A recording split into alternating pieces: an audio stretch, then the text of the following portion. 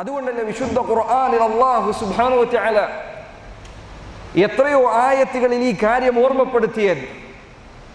അഹസിബ الناس أن يتركوا أن يقولوا آمنا وهم لا يفتنون ولقد فتنا الذين من قبلهم وليعلمن الله الذين صدقوا وليعلمن الكاذبين. നമ്മളെ പേടിപ്പെടുത്തേണ്ട ആയത്തുകളിൽ ഒന്നാണ്, നമ്മളെ ഭയപ്പെടുത്തേണ്ട ആയത്തുകളിൽ ഒന്നാണ്. അല്ലാഹു പറയുന്നു അഹസിബ الناس أن يتركوا أن يقولوا آمنا. ഞങ്ങൾ മുഅ്മിനാണ് എന്ന് പറഞ്ഞതുകൊണ്ട് മാത്രം, ഞാൻ മുസ്ലിമാണ് എന്ന് പറഞ്ഞതുകൊണ്ട് മാത്രം അവരെ വെറുതെ വിടുമെന്നാണ് അവർ വിചാരിക്കുന്നത്. ഒരു ചോദ്യവുമില്ലാതെ ഞാൻ മുസ്ലിമാണ്, എൻ്റെ അതിനുള്ള തെളിവ് ഞാൻ മുസ്ലിമാണ്, ഞാൻ മുസ്ലിമായ മാതാവിന് ജനിച്ചു, മുസ്ലിമായ പിതാവിന് ജനിച്ചു, അങ്ങനെ ജീവിക്കുന്നു. അങ്ങനെ പറഞ്ഞതുകൊണ്ട് മാത്രം അവർ വെറുതെ വിട്ടേക്കപ്പെടുമെന്നാണ് അവർ വിചാരിക്കുന്നത്. വലഖദ് ഫതന്ന അല്ലദീന മിൻ ഖബ്ലിഹിം, നാം അവർക്ക് മുന്നേയുള്ളവരെ പരീക്ഷിച്ചിട്ടുണ്ട്. വലയഅലമന്ന അല്ലാഹു അല്ലദീന സദഖു വലയഅലമന്ന അൽകാദിബീൻ. സത്യം പറഞ്ഞത് ആരാണ്, കളവ് പറഞ്ഞത് ആരാണ്, അള്ളാഹു അത് പരീക്ഷിച്ചറിയുക തന്നെ ചെയ്യും.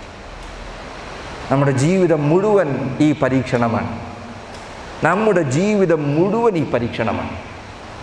നിനക്ക് അള്ളാഹു അനുഗ്രഹങ്ങൾ തന്നിട്ടുണ്ടോ, സമ്പത്ത് തന്നിട്ടുണ്ടോ, സൗകര്യങ്ങൾ തന്നിട്ടുണ്ടോ? ഇത് പരീക്ഷിക്കാനാണ്. നിനക്ക് അള്ളാഹു പരീക്ഷണങ്ങൾ, പ്രയാസങ്ങൾ വിധിച്ചിട്ടുണ്ടോ?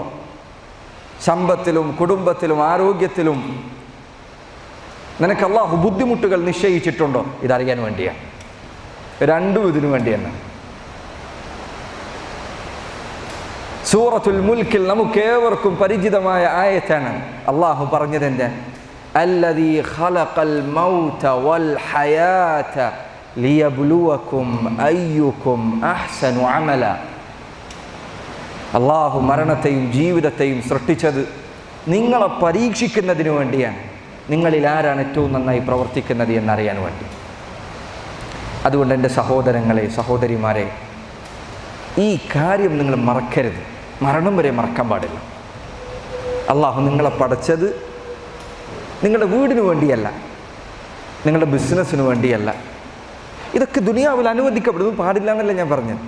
ഇതൊക്കെ അള്ളാഹു അനുവദിച്ച കാര്യമാണ്, ഇതൊക്കെ ചെയ്യേണ്ട കാര്യമാണ്. നിൻ്റെ ബിസിനസ് നീ നന്നാക്കണം, നിൻ്റെ കുടുംബത്തെ നീ നോക്കണം, നിൻ്റെ വീട്ടുകാരെ നീ ശ്രദ്ധിക്കണം, നീ അവരുമായി നിനക്കുള്ള ബാധ്യതകളൊക്കെ നിറവേറ്റണം. പക്ഷേ ഇതിനോടൊപ്പം എല്ലാം എപ്പോഴും ചിന്തിക്കേണ്ട കാര്യം, അള്ളാഹു നിന്നെ പഠിച്ചത് എന്തിനു വേണ്ടിയാണ്? നീ അള്ളാഹുവിൻ്റെ യഥാർത്ഥ ദാസനായി മാറുന്നുണ്ടോ എന്നറിയാൻ വേണ്ടിയാണ്. അതിൽ നമ്മൾ പരാജയപ്പെട്ടാൽ, അതിൽ നമുക്ക് കാലിടറിയാൽ, എൻ്റെ സഹോദരങ്ങളെ, നമ്മുടെ ജീവിതം നഷ്ടത്തിലാണ്. നബി സല്ലല്ലാഹു അലൈഹി വസല്ലം അവിടുന്ന് പറഞ്ഞ മനോഹരമായ ഹദീസുകളിൽ ഒന്നാണ്. അവിടുന്ന് ഒരിക്കൽ പറഞ്ഞു, തഇസ അബ്ദുദ് ദിർഹം തഇസ അബ്ദുദ് ദീനാർ. ആ വാക്ക് നിങ്ങൾ ശ്രദ്ധിക്കണം. നബി സല്ലല്ലാഹു അലൈഹി വസല്ലം പറയാൻ, തഇസ അബ്ദുദ് ദിർഹം, ദിർഹമിൻ്റെ അടിമ നശിക്കട്ടെ. തഇസ അബ്ദുദ് ദീനാർ, ദീനാറിൻ്റെ അടിമ നശിക്കട്ടെ. തഇസ അബ്ദുൽ ഖമീസ, വസ്ത്രത്തിൻ്റെ അടിമ നശിക്കട്ടെ. തഇസ അബ്ദുൽ ഖമീല, വലിയ വലിയ പുതപ്പുകളും സുഖാനുഗ്രഹങ്ങളും നേടിയെടുക്കാൻ അതിൻ്റെ അടിമകളായി ജീവിക്കുന്നവർ നശിക്കട്ടെ. തഇസ വൻതകസ്, അവൻ നശിക്കുകയും അവൻ്റെ കാര്യങ്ങളെല്ലാം കീഴ്മേൽ മറിയുകയും ചെയ്യട്ടെ.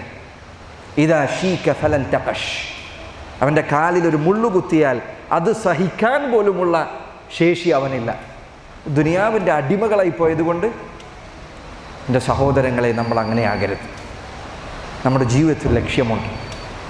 നമ്മുടെ ജീവിതത്തിൻ്റെ ഏറ്റവും പ്രധാനപ്പെട്ട ലക്ഷ്യം അള്ളാഹുവിനെ അനുസരിക്കലാണ്. നമ്മുടെ ദീനാണ് നമുക്ക് ഏറ്റവും വലുത്. ഒന്നാമത്തെ കാര്യം, ആദ്യത്തെ കാര്യം, ആദ്യത്തെയും അവസാനത്തെയും കാര്യം. ഒരു കുഞ്ഞ് ജനിക്കുമ്പോൾ ആദ്യമായി നമ്മൾ കേൾപ്പിക്കുന്ന വാക്കുകളിൽ ഒന്നെന്താണ്?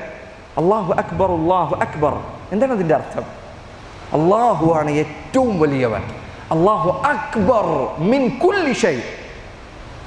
ആ വാക്ക് വിശദീകരിച്ച ഉലമാക്കൾ അതിനെ അങ്ങനെയാണ് പറഞ്ഞത്. അല്ലാഹു അക്ബറു മിൻ കുല്ലി ഷൈ, അല്ലാഹു എല്ലാത്തിനേക്കാളും വലിയവനാണ്. നിന്റെ ഹൃദയത്തിൽ അല്ലാഹുവിനോളം നീ സ്നേഹിക്കുന്ന ഒരാൾ ഉണ്ടാകരുത്. നിന്റെ ഹൃദയത്തിൽ അല്ലാഹുവിനോളം നീ ഭയക്കുന്ന ഒരാൾ ഉണ്ടാകരുത്. നിന്റെ ഹൃദയത്തിൽ അല്ലാഹുവിനോളം നീ പ്രതീക്ഷ വെക്കുന്ന ഒരാൾ ഉണ്ടാകരുത്. നിന്റെ ഹൃദയത്തിൽ അല്ലാഹുവിൻ്റെ കൽപ്പനകളെക്കാൾ വലുതായി ഒരു കാര്യമുണ്ടാകരുത്. അല്ലാഹു അക്ബർ മിൻ കുല്ലി ഷൈ, എല്ലാത്തിനേക്കാളും വലുത് അല്ലാഹുവാണ്. അവനാണ് നമുക്ക് ഏറ്റവും വലുത്. അവൻ്റെ ദീനാണ് നമുക്ക് ഏറ്റവും വലുതായിട്ടുള്ളത്.